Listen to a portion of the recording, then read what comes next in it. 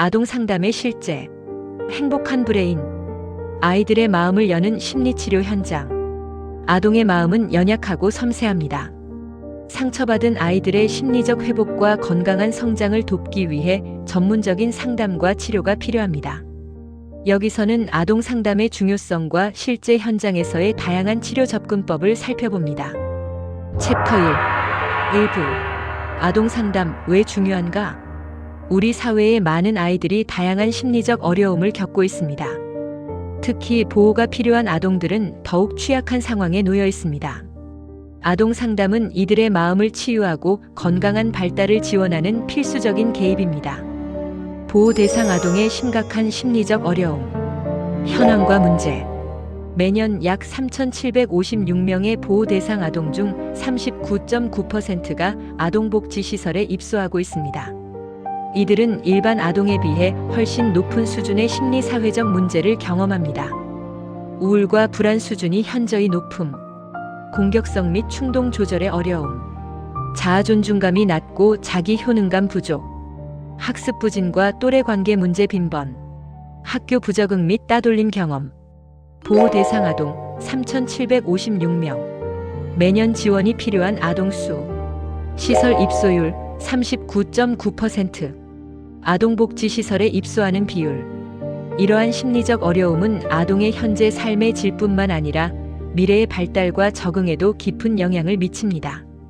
조기 개입과 전문적인 상담이 절실히 필요한 이유입니다. 마음의 문을 여는 첫걸음. 아동 상담사의 역할과 자격. 심리평가 전문가. 다양한 심리검사와 관찰을 통해 아동의 발달 문제와 심리적 어려움을 정확하게 파악합니다. 인지, 정서, 사회성 등 다면적 평가를 실시합니다. 맞춤형 상담 제공. 각 아동의 고유한 특성과 필요에 맞는 개별화된 치료 계획을 수립하고 실행합니다. 놀이치료, 인지행동치료 등 다양한 기법을 활용합니다. 부모 교육 실시. 부모-자녀 관계 개선을 위한 체계적인 부모 교육을 병행합니다. 양육 기술 향상과 가족 역동 개선을 통해 치료 효과를 극대화합니다. 아동 상담사는 3급부터 1급까지 단계별 자격이 있으며 각 단계마다 체계적인 수련과 실습, 그리고 전문가의 슈퍼비전이 필수적으로 요구됩니다. 아동 상담사 자격 수련 과정. 전문 아동 상담사가 되기 위해서는 엄격한 수련 과정을 거쳐야 합니다. 특히 1급 자격은 가장 높은 수준의 전문성을 요구합니다. 이론 연수 100시간 이상. 아동 발달, 심리치료 이론, 상담 기법 등 체계적인 이론 교육. 상담 실습 200시간 이상.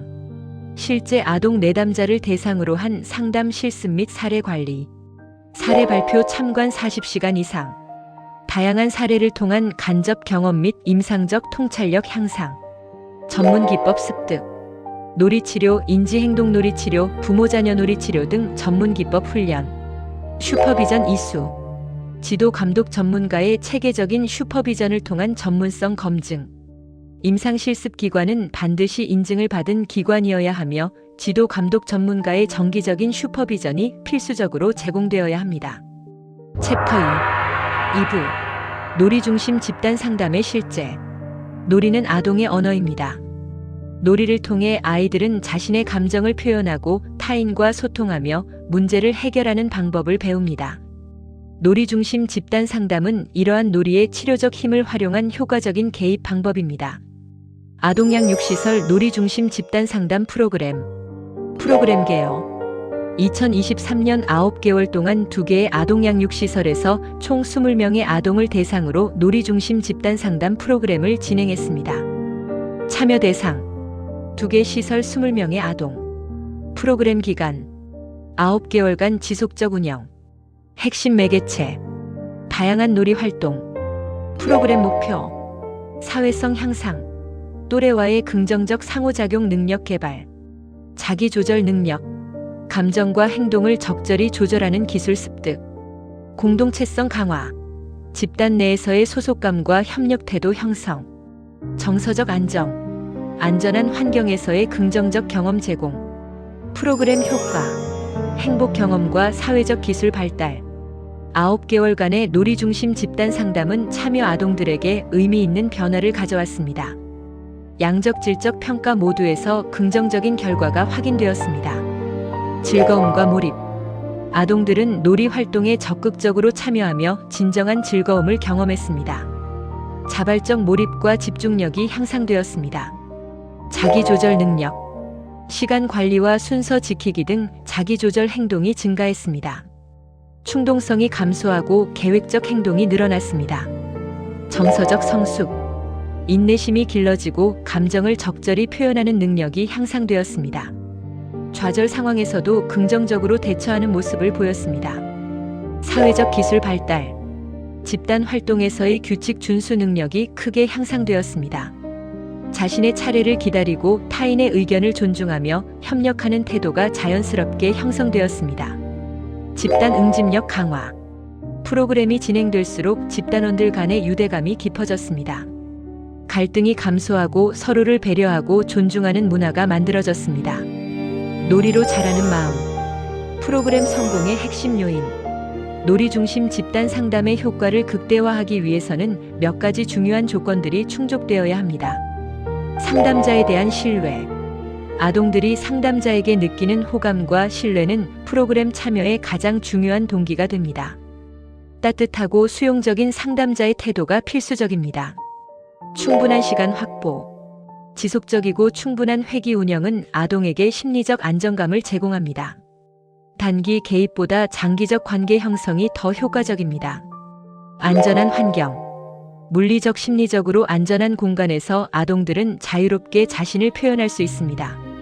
수용과 비심판적 태도가 중요합니다. 상담자 선생님이 우리를 정말 좋아하시는 것 같아요. 여기 오면 마음이 편해져요. 프로그램 참여 아동의 말. 신뢰관계의 형성은 하루아침에 이루어지지 않습니다. 상담자의 일관된 태도와 진정성 있는 관심 그리고 아동 개개인에 대한 깊은 이해가 쌓여 만들어지는 것입니다. 챕터 3부 학대 피해 아동을 위한 인지행동놀이 치료.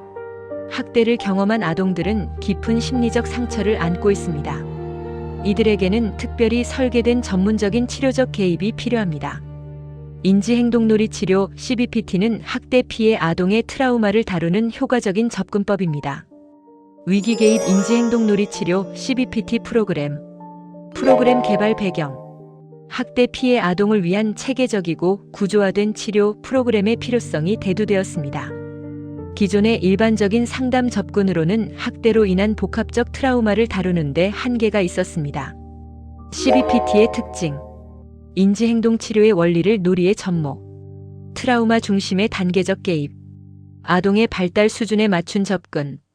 안정감 확립을 최우선 목표로 설정. 참여 아동 수 24명. 학대 피해 아동. 치료기간 8주. 주간 진행 1회.